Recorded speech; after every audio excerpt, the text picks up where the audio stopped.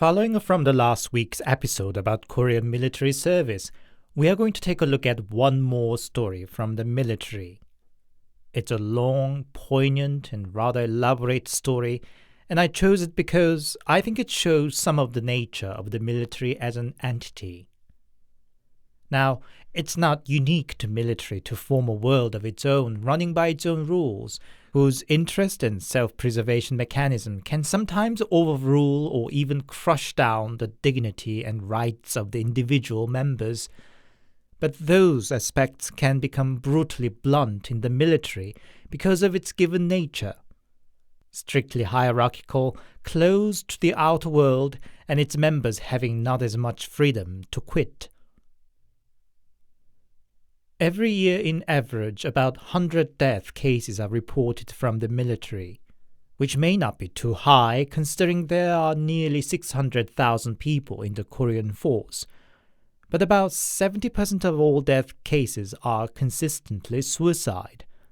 That is about twice as high a rate comparing to the similar age group outside the military situation. It is appalling as is, but to make matters worse, it is not entirely unheard of that the military covered up death by other causes as suicide to wash the responsibility off of their hands. Situations regarding soldiers' human rights and overall transparency is improving, but again, because of the very nature of military as an organization, there would always remain some secrecy. And today's story will touch all those aspects. One thing I must point out is the story does demonstrate the lack of understanding of HIV and AIDS, and I assume the story might have been taken place in the earlier part of 1990s when the public was still largely dominated by blank fear about the disease. So without further ado, let's delve into the story about an officer who found a home in the military and betrayed by it. As always, handpicked, translated, and narrated by your host, Anthony.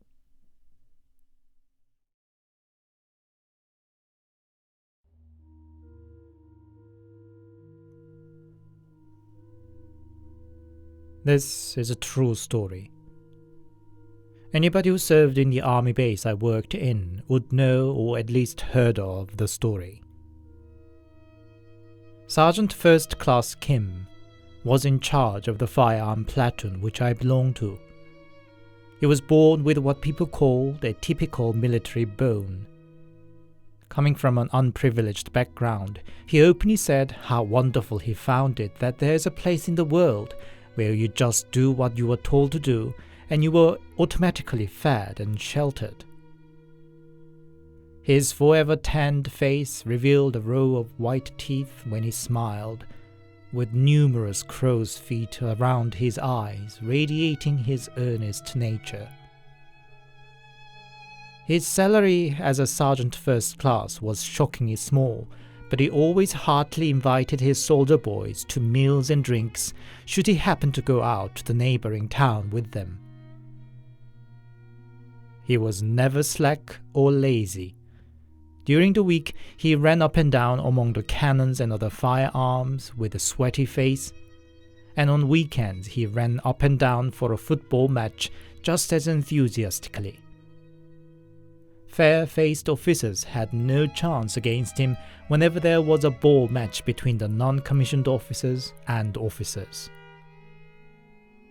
His skillful hands created the rifle racks in the barrack from the things he picked up from the junkyard, as well as dumbbells and other weights in the gym room. He was sometimes seen sitting on one corner of the barrack, carving some little wooden pieces as a souvenir for soldiers about to discharge. He was an orphan and had received only basic education. He didn't talk much about his childhood, but the unsightly scars that ran crisscross on his back must have been the relics of the abuses he might have endured in his early years. An orphan is exempt from the mandatory military service, but he enlisted himself as a non-commissioned officer. I could see why he appreciated the army so much. Yet nobody asked or cared about his background and education, and took his earnest and hard-working self as was. He was all around a perfect army man. He loved the army, and the army loved him back. He looked happy and comfortable in his skin. The only unusual luxury he granted to himself was his motorbike. It wasn't anything grand or showy like the ones on the motorbike magazine he subscribed to, but he cleaned and polished his biggest worldly possession and rode it with rosy cheeks when he went out to see his girlfriend. Oh yes, Sergeant First Class Kim had a girlfriend too. His girlfriend worked as a service girl at the tea room in the town. She was older than Sergeant Kim and was an orphan herself. I heard she was a pretty expensive prostitute back in the days, but as she got older, was pushed further down the service market and ended up in the tea room in the shantytown next to the army base. Kim was her regular, and soon they started the relationship. On her part, she might have thought it was just one of many flings she had gone through, so it must have been so much more deeply heartfelt for her when Sergeant Kim presented her a thin gold ring as their engagement ring. Regardless, she had to continue working at the tea room a while longer, selling drinks, smiles, and sometimes, though nobody dared to talk about it directly, her body. She seemed to be carrying another small sum of debt, and her fiancé's tiny salary wouldn't have been enough to pay it back. But the couple looked forward to the optimistic future. Being a professional army officer meant there were options to keep the wedding on a minimum budget, using the service of the army function room and so on. He also seemed to have been granted a flat in the army officer's apartment, which was going to be the first real home for both bride and the groom. He happily confided his modest plan of going on a honeymoon on his motorbike. Now, in the ecosystem of the town, whose economy was based on providing service to the army base and its soldiers, the service girls working in tea rooms were considered the lowest of the lows. Prostitution is officially illegal, and their profession definitely sat in the legal grey area. But the authority and the army turned a blind eye to them as a necessary evil for the thousands of young boys enlisted to the military. They actually managed them in effect. Under the pretext of protecting the health of soldiers, the service girls were subjected to regular STI screening. There was very little consideration for their emotion or human rights in the process, and those who dared to refuse were literally hunted down and dragged back to the test. And Sergeant Kim's fiancée was not free of the ordeal. And one day, a test result came out HIV positive. The army base fell into a silent storm. Everybody in the base knew Kim's relationship to the girl. There was a high chance Kim was also infected. An army base could not have a HIV positive. An army officer could not be HIV positive. Beyond the medical risk to other soldiers, it would be moral and marketing disaster for the whole image of the military should the news hit the public. It might cost the many on the chain of command their jobs even. The military has a very well-established way as how to deal when facing such a situation, sweeping it all under the carpet. First, they had to put Kim on the screening test in a non-direct way. I don't know what kind and how many strings were pulled behind the scene, but suddenly every personnel in the base were subjected to blood test in the pretext of screening for the blood donation. Nobody said it out loud, but everybody knew their aim was Kim's blood sample. The result was positive. And just like that, Sergeant First Class Kim became an invisible man in the base. He was a cancer that threatened the well-being of his higher-ups and a broken part of the giant ecosystem which was the army. He had to be eradicated, not out of the military, but within. The rumor was that he was going to be transferred to a secretive base tucked right up to North Korea, where the undesirables were swept under and put under risky operations which might very well result in death. Until a transfer was arranged, he was ordered to stay in his room with his door locked up from the outside. I can't imagine what might have gone through his mind. Locked up all alone all day long. The army that he so loved and worked for earnestly was now doing its best to wipe out his very existence. But then, he had nowhere else to go. Nobody mentioned his name all the while. Everybody carried on with their daily routines as if nothing happened, as if their once beloved Sergeant Kim had never existed. Until one day, the routine afternoon was stirred up with a noise of glass shattering. Not long after, Sergeant First Class Kim was witnessed marching towards his motorbike with his eyes glaring and a metal pipe in his hand. The soldiers on the gatekeeping duty were helpless. "You shouldn't go out, Sergeant Kim." "Out of my way, son of a bitch!" Before they could react, Kim's bike bolted away with a cloud of dust. I have no doubt he was on the way to meet his fiancée, but he never reached her. In his frenzied escape, Kim didn't see the bus running towards from the other side. Both he and his bike were sucked under the bus and crushed into pieces. Kim died on the spot. The next account is not what I witnessed myself, but I'd still like to include it here as I heard second-hand. Kim's accident happened at about 1 in the afternoon, and his fiancée claimed to have seen him at 2 that afternoon, that he visited her tea room, sat at his usual table, and just smiled at her. He didn't answer her questions, but said that he was fine and that she should take care of herself before he went away again. Her colleague's account was different. They said Kim's fiancée sat at the table by herself and talked into the air. The fiancée didn't believe the news of Kim's death. "Of course it's not possible. I saw him just today in the afternoon. No, he's still alive."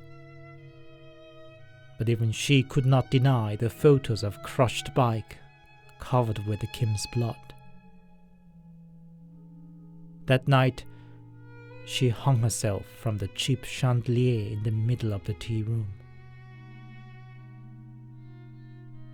For the army authority, the whole situation was better than anything they could have hoped for. Sergeant Kim ran off from the base without a permission and was solely responsible for the accident for his reckless driving. The bus got only minor damages, and none on the bus were hurt either. The army base could get out with clean hands. On top of that, Kim was an orphan. There was nobody to explain his death or even make a half-hearted gesture of condolence to. His body was cremated at the incinerator in the base, and his chunky ash was scattered somewhere off the trail in the base with no funeral or memorial. Kim was gone and erased. or so people hoped. One day, the soldier on the night watch duty of my platoon heard the noise of toilet flush. Time was between 3 and 4 in the morning, and nobody had reported him for going to the toilet. Wondering if it was one of the orderly officers, he quickly peeped into the office to find both of them fallen asleep on the desk. He checked the number of sleeping heads in the barrack to make sure, but no one was missing. Meaning whoever it might be in the toilet, it couldn't be anyone from the platoon. In the toilet, he found the cubicle door closed. Just in case it was his senior or an officer, he gently knocked on the door and asked, "Who is it inside?" No answer. The night watch bent down to check through the bottom gap. He could see the military-issued sneakers, clean and brand new. Anybody would know, in the busy platoon that deals with machineries and grease constantly, a new pair of sneakers goes nasty in no time. There could be nobody with such a pristine sneakers left in the whole platoon. Except the single pair issued to the whole platoon most recently was given to Sergeant First Class Kim. Following day, the night watch was ordered to run around the track in his full gear for spreading nonsense about a ghost. But that could not stop the quiet panic spreading over the whole platoon. After all, nobody was innocent whether one played the active role in Kim's death or was a bystander. We all denied and abandoned Kim, who had been nothing but good and earnest for us. It didn't take much imagination to figure out how resentful Kim would have been. And as if to confirm the fear, new incidents added night after night. One night, the night watch saw Kim sitting on the rifle rack that Kim himself had made. Kim silently beckoned him. The night watch said he could not resist it despite the fear that was bursting in his heart. Then Kim lifted his hand and touched the cheek of the night watch. He felt the icy cold hand, and with that he fainted. Or another night, a corporal heard the previous night watch waking him up. "Corporal Lee, it's your turn to night watch." When the corporal opened his eyes, the face looking down on him was that of Sergeant First Class Kim. Or yet another night, a soldier on the night watch could not bear the oppressive darkness of the barrack and seeked a refuge to the office. The two orderly officers were dozing away there as usual. But they weren't alone. Sergeant First Class Kim was looking down on them. The night watch froze on the spot at the sight, and Kim turned his head to look at him silently. Panic swept through the platoon, and nobody was his usual self anymore. The night patrol around the platoon was normally the responsibility of the orderly office of the day, but more and more of them started handing it off to poor soldiers on the night watch duty, citing that he was too tired or not well. But it was obvious they were just as scared as anybody else. One night, I was on the night watch and went to the office to inform the orderly officer that it was time to patrol. He didn't even bother to open his eyes or mouth and just waved me away, meaning I had to do the patrol around the guard room, ammunition store, and aerial observation post. The aerial observation post was, for the obvious reason, on the highest point in the whole base, a small hill on the fringe of the base. The walk up to the hill in the pitch dark was in itself scary. I reacted to every bustling noise of my footstep made on the fallen leaves and winds blowing through the tree branches. As I finally approached the post, the 2 soldiers who were on the night watch there saluted out loud, presenting arms.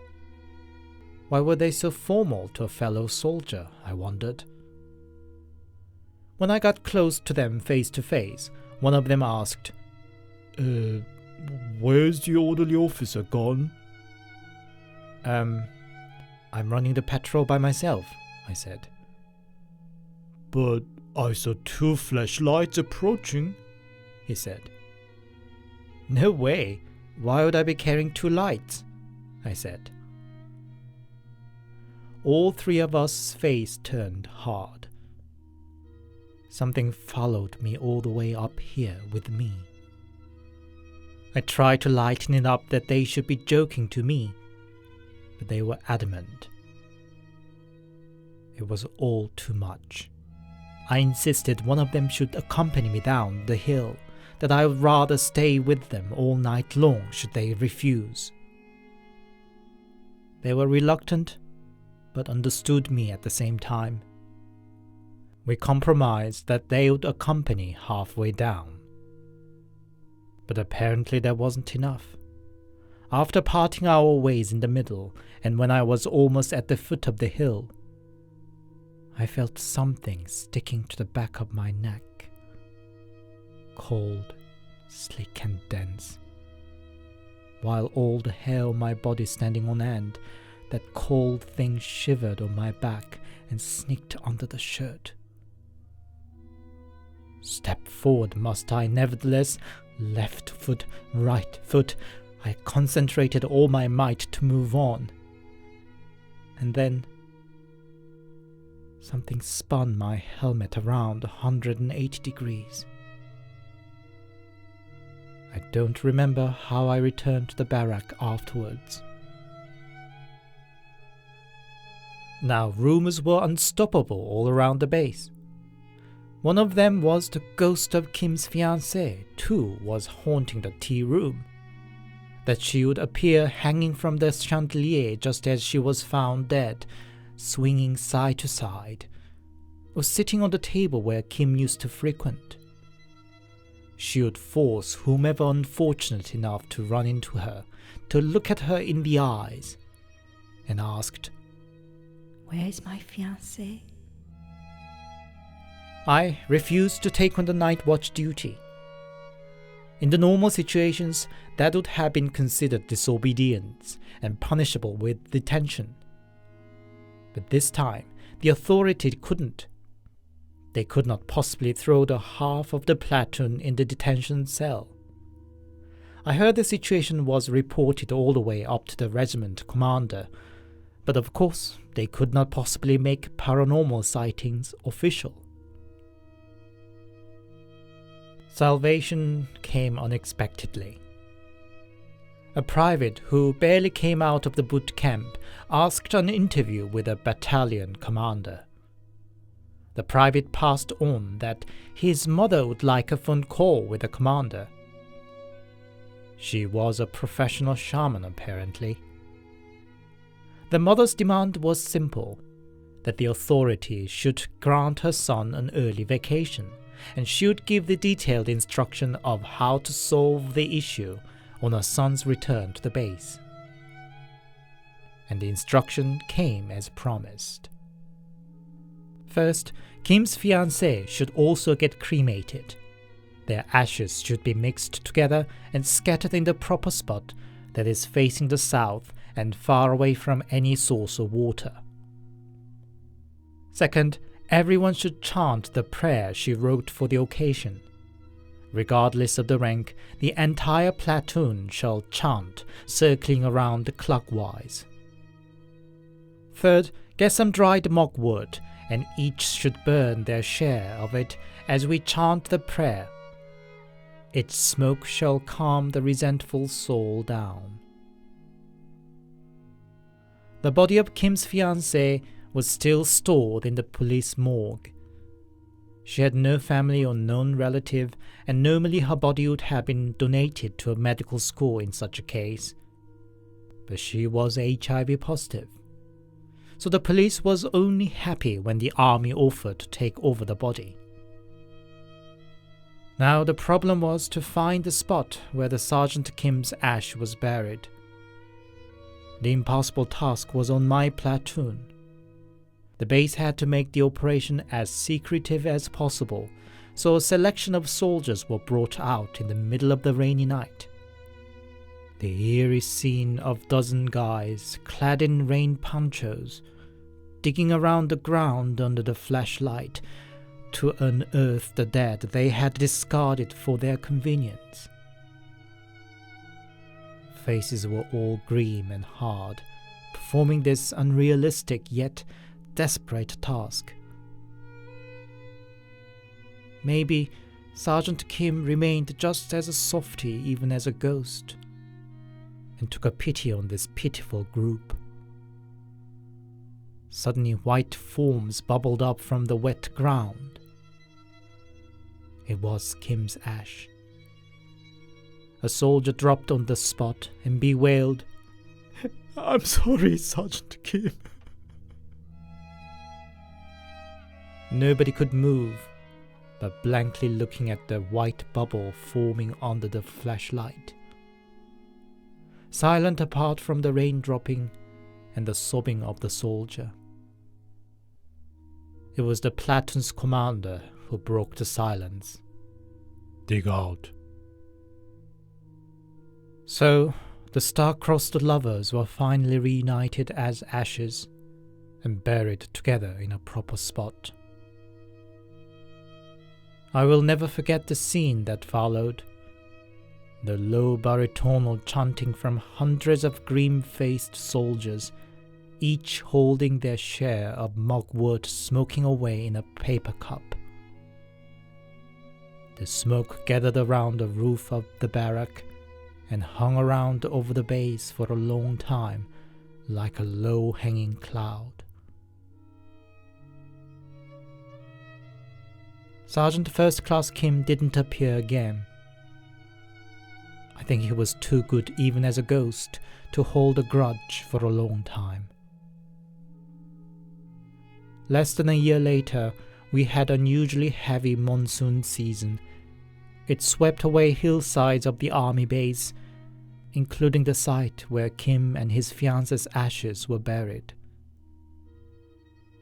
Where would they be now? I just pray they are still together, riding Kim's beloved bike together over the cloud, Kim beaming his earnest smile as he used to.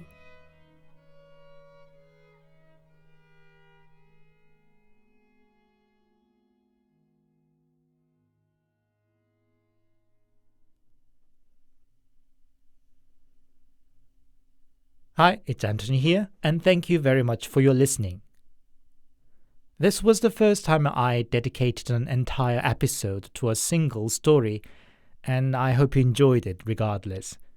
The story was long but pretty linear, so I think it wasn't too difficult to follow, but let me know how you found it. I may choose some other long stories for some of the future episodes if it wasn't too overbearing. If you enjoyed my work, please give it a thumbs up, leave comments, share it on other social medias, subscribe to my channel, and click the notification bell.